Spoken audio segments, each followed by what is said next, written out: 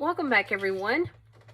As you know, we have started for the month of March a reading challenge of reading for 20 minutes a day, and which obviously it's going to be longer than 20 minutes a day. So I'm making like a challenge of reading a chapter a day, possibly 2 chapters based off the length of said chapter. So from my previous video, you can tell that we have started reading the book The Bone Witch by Rin Chupeco. And I read the front cover, the synopsis, and the prelude. And we are about to start chapter 1. I'm trying to diddle-dally a little bit until my wife comes back in the room and gets the little one situated and starting to feed and stuff. So that y'all can hear me, because if he starts getting fussy, you're probably not going to be able to hear me. Yeah, he's fine right now. For now. So,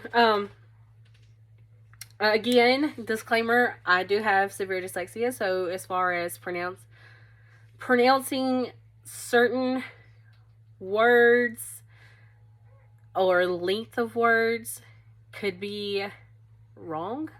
And I'm going to go ahead and apologize for that. Try not to ridicule me too much. I am not one of those professionally trained audiobook readers. I'm not one of those. I'm doing this purely for fun. And if you want to follow along, thank you for following along and listening as I read this book. And she leaves again. So, we're waiting. I guess before she does that, I better go ahead and get something really good to drink. Get my throat nice and moist for the coming words. She's back now.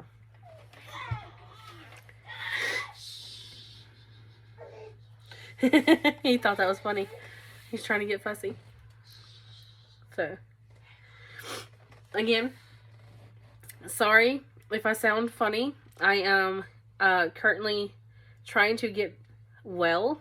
My lips are very raw, very sore from coughing and sneezing and blowing my nose. I am still kind of really short on breath because I'm still really highly just congested, and my hair is having a mind of its own today. It is brushed and it is clean. It's just all wild. So, grab your book or just your drink or popcorn or whatever you want to snack on, and let's read chapter 1. So, is he ready? Is he good? Okay, he's good. So I can proceed. Okay. Chapter 1 starts on in my book. It starts on page 1 technically and ends on page 10. So there's a chance we might do 2 chapters, maybe, depending on how crazy this chapter gets. I know the prelude kind of left me a little breathless. I'm still trying, y'all. All right, chapter 1. Here we go. Let me be clear. I never intended to raise my brother from his grave, though he may claim otherwise. If there's anything I've learned from him in the years since, is that the dead hide truths as well as the living. I have not been a bone witch for very long, whatever the stories you've heard, but this was the first lesson I learned. I understand now why people fear bone witches. Theirs is not the magic found in storybooks, slaying onyx-eyed dragons, or rescuing grateful maidens from the ivory towers. Theirs is not the magic made from smoke and mirrors, where the trap lies in the twitch of a hand and the trick of the eyes. Nor is theirs the magic that seeds Roomberry fields, whose crops people harvest for potions and spells. This is death magic, complicated and exclusive and impalpable, and from the start, I wielded it with ease. There was never anything unnatural or mysterious about me.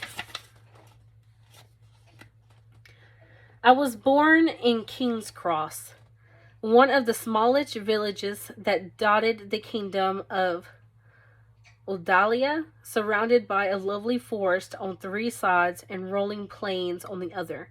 My only claim to strangeness was that I read fiercely, learned thirstily. I read of the history of the 8 kingdoms, about the 5 great heroes and the false prince. It was here that I learned of the magic wielding Asha and their never ending war against the faceless. The people of the lie, practitioners of the dark, sworn to the false prince. Sometimes I would pretend to be the Asha, Taki of the silk, whom the fabled King Marcus took to wife, or Nadine of the whispers, who ended the war between the kingdoms of Istra and the Norris with her dancing. Sorry if that's pronounced wrong. You think in the same way men drink tea, my father once said. Far too much, under the delusion it is too little. But he brought me books from distant fairs and encouraged my clutter of parchment and paper. Some days I would read to him when his work at the forge was done for the day. It was a sight to see him, a tall, muscular man with a heavy beard, reclining in his favorite chair and listening as I read children's fables and folk tales in my high, piping voice. It was true that I was born at the height of an eclipse, when the sky closed its only moon eye to wink back at the world. Like my arrival was a private joke between old friends. Or perhaps the moon read my fate in the stars and hide, unwilling to bear witness to my birth. It is the kind of chasm that people associate with bone witches, but surely normal children would have been born under this cover of night when the light refused to shine and went on to live perfectly normal lives.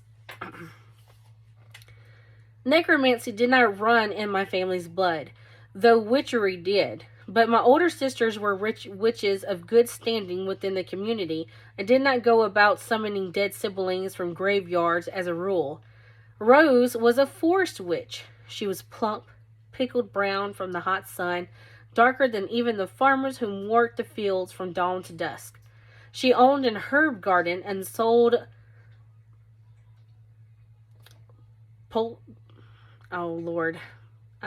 politics and home remedies for gout, love sickness, and all other common ailments. Sorry, it was not going to come out of my mouth. Lilac was a water witch. She was tall and stagnant, like a deep pool. She was fond of donning veils, telling merry fortunes, and occasionally finding lost trinkets, often by accident. She had cast auguries for me and found nothing amiss. Tea shows an inclination to be a witch like us if she wishes to, Lilac told my mother. I see her wearing a beautiful amber gown with bright gems in her hair and a handsome prince on her arm. Our little Tea is destined for something greater than Knight Cross. My bad, I think.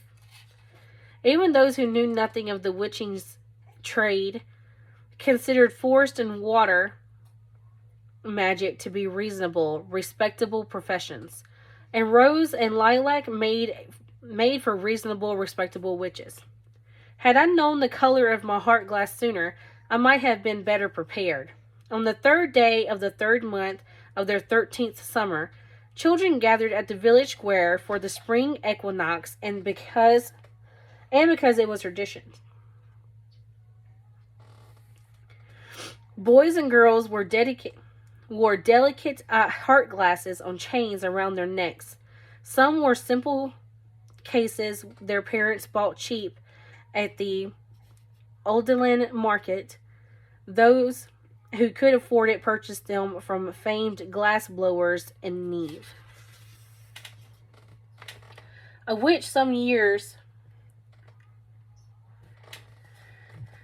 it was Rose and others it was Lilac, traced heart rune spells in the air until each empty glass sputtered and flared and filled with red and pink hues. It was a tradition in Odelia, my father and mother wore each other's heart glass. His was burned and ruddy like the endless fires of his forge, and hers was coral tinged and warm like the hearth. Most of my brothers and sisters wavered between their colors, though purple tinted hearts signed rose and lilac out for witching. I was only 12 years old then, thought too young to appreciate my heart's value. Having a heart was a responsibility. Young children were heartless creatures anyway, or so said Miss Dury, who lived 3 cottages away and was the acknowledged village busybody. But I never believed that grown-ups took great care of their hearts either, because my older sister Daisy, 17, and the loveliest of us, Pahavlis, was constantly losing hers. She gave it to Damien Hare, and then later to Sam Fallow, and then again to Heath Clodburn. And Rose and Lilac had to draw near heart runes spells each time her romances ended. It was all right, Daisy insisted, because the heart she had given away faded over time, and she could always ask for a new one. Never give your heart freely or as often, Rose and Lilac would reprimand her. The wrong kinds of people can place spells on it to gain and keep power over you. I wasn't sure why anyone would want power over Daisy, because I couldn't imagine her doing anything involving work. And Damien and Sam and Heath, obviously the wrong kind of people for my sister, wouldn't know magic if it needed them in the loins. I once asked Rose why Daisy's heart never lasted longer than her courtships, while Mother's and Father's heart glass never needed replacing. Hearts only last when you put in work to make them last, she responded. She was, however, more forgiving of Daisy than Lilac was. She couldn't help herself, Rose said. Sometimes you can't help who you love and for how long.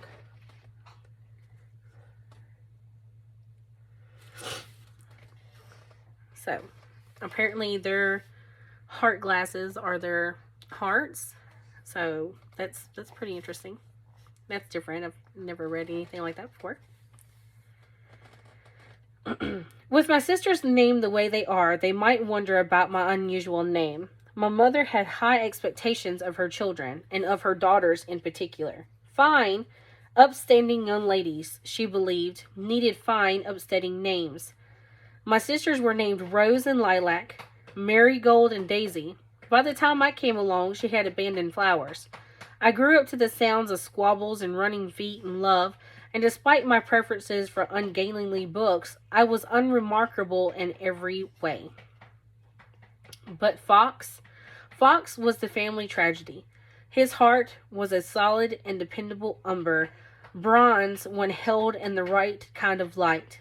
He was like a second father to me, and is one of my earliest childhood memories. As the oldest, he looked after me when the rest of my siblings occupied my mother's time. He joined the army when I was 10, and for 2 years, I read his letters home to my parents. There were no shortages of ill-mannered nobles who raised banners of gold and silver and called the throne their own, he wrote. And so King Telemaine sent soldiers like him, armed and primed for war, to force them down from such high, insolent ledges. And then Fox wrote a strange, troubling tiding. These rumors sprouted up like bindweed along the edges of the kingdom and gorged themselves on whispers and fears. They told of Devea, strange and terrible monsters, maimed creatures assembled from scaled light bodies and yellow fangs and spined limbs and horns. I was familiar with the legend. The Devea are the false prince's final curse on the world, and the faceless are said to command them. Occasionally, the curse would take hold once more, and a Devea would rise from the dead to wreak havoc. Fox was periodically assigned to patrols that guarded Odelia's borders, and had seen one of the creatures for himself, but their commander had ordered a retreat. It was the Death Seeker's job to kill the beast in their stead. Fox had been impressed by these elite, magic-wielding fighters. Shortly after that, Fox was killed by creatures unknown. As General Lode's letter read, military speak of Devea, father said. There was nothing else, just a simple pine coffin, 3 months' worth of his wages, and a single note that felt indifferent and regretful all at once. My mother and sisters wept. They could have flooded Knight's Cross with the strength of their grief. My father and brothers held vigil for 3 days and 3 nights and said nothing with their impassive faces and wet eyes. I was only 12, and I couldn't see the kind, playful Fox I had known in that rigid body. I couldn't recognize him in that pale, grim face.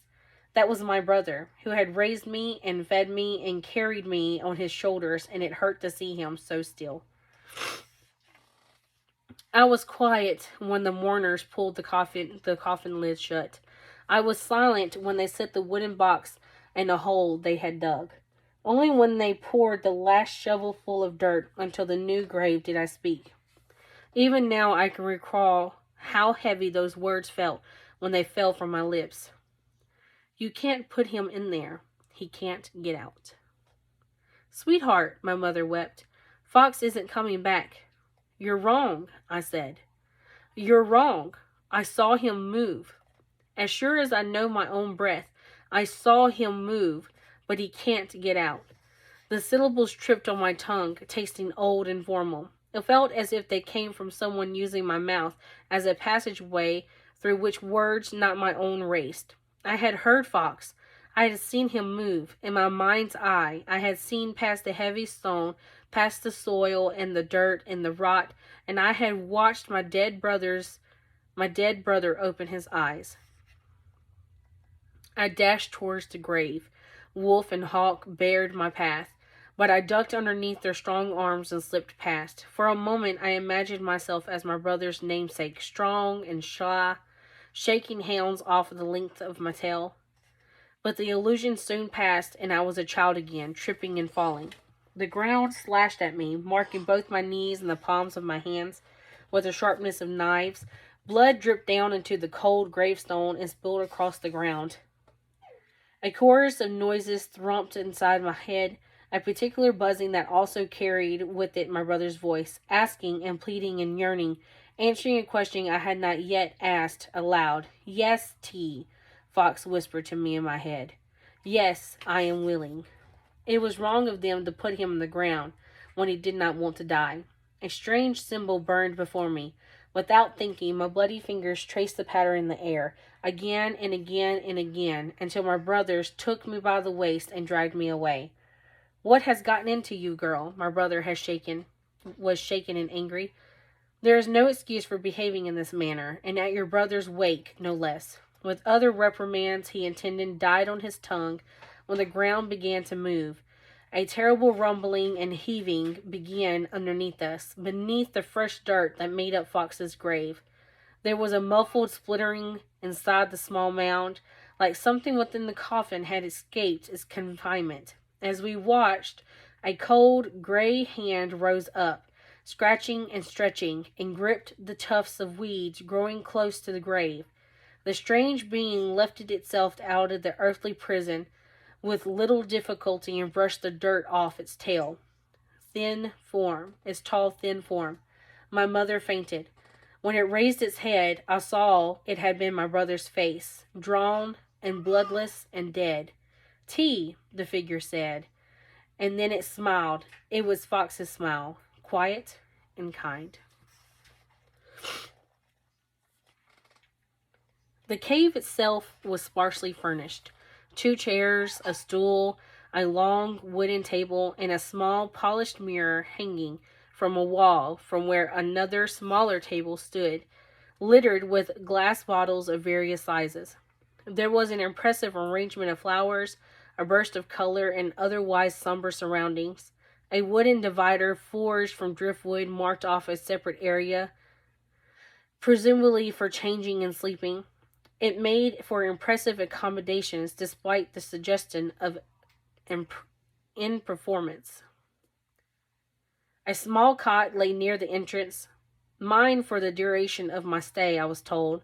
The girl placed the 2 stones she carried at the end of the wooden table, adding them to a row of 6 other gems similar in shape, though bestowing different hues. A small jeweled case lay at their center, polished so it gleamed. Most Asha fall sick that first time, she said. Some may encounter more than a small wave of dizziness or a fever lasting a few hours, but for bone witches, it can be fatal. It took me 3 days to recover. I had the most curious dream then. In it, I found a black cat, which I hid in my room. It was a beautiful kitten with the shiniest fur and the softest paws. People came and went asking for it, seeking with their blurred faces and watchful eyes. I was never sure why I lied, only that it was important that they not know I was keeping him. That something terrible would happen should they discover him. My kitten would change form at odd times. Sometimes it was a black dress, and then a dark mask, and then a beautiful obsidian gemstone. It didn't worry me in this dream that I owned a cat that didn't always stay one. Finally, it turned into a majestic-looking sword, as black as shadows, its hilt to its blade seeped in creeping, moving darkness. I knew then that I need not hide it any longer, and raised up my sword. But the dream ended, and I woke. She took a sip from her wooden bowl and laughed softly. Would events have been different?